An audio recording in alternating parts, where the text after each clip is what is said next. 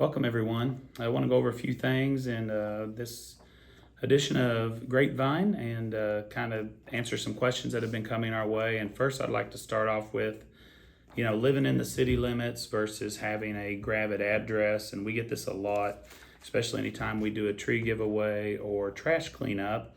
And really the way it works is if you live in the city limits of Gravette, then anything that we do as far as public goes that we can do for the citizens, we're allowed to do through the state of Arkansas. But if you actually have a Gravette address but live in the county, then that has to go through the county, such as a tree giveaway or a trash cleanup. And that's just based on the way the laws are written and the way the auditors look at any money that comes in through the city, whether it's a donation or whether it's tax money.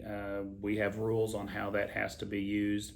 And that is why it's done that way with the trash cleanup and with tree giveaway, is you have to be a resident of the city of Gravette in order to receive those. But the county does offer those same options. And so if you call your county officials and find out when those are done, I know they do tree giveaways and they also do trash cleanup options. So you can find that out through them and be able to use those services through the county.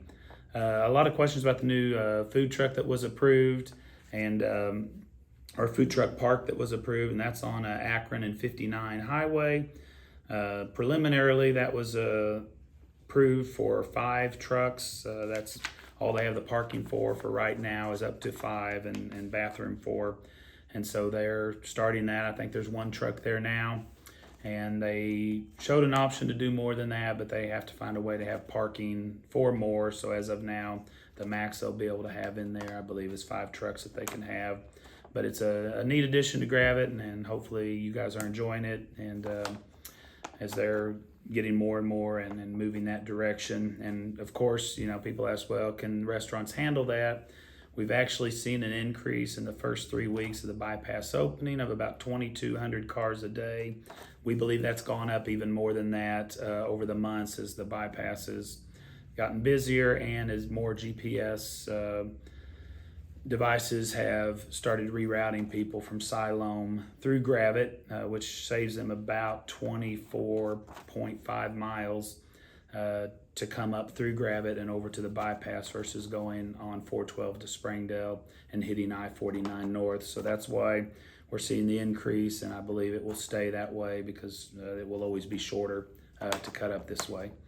And then we've also had some questions about Akron and 2nd Street and the stop sign there and not being able to see when cars are parked in the parking spaces on 2nd Street. And our streets department, police department are looking at that and coming up with some options on whether they can move the stop signs or whether they can add a 4-way stop there or something to help that. So if that does become more of a safety issue with cars going up and down through there, they'll get that addressed and taken care of for you.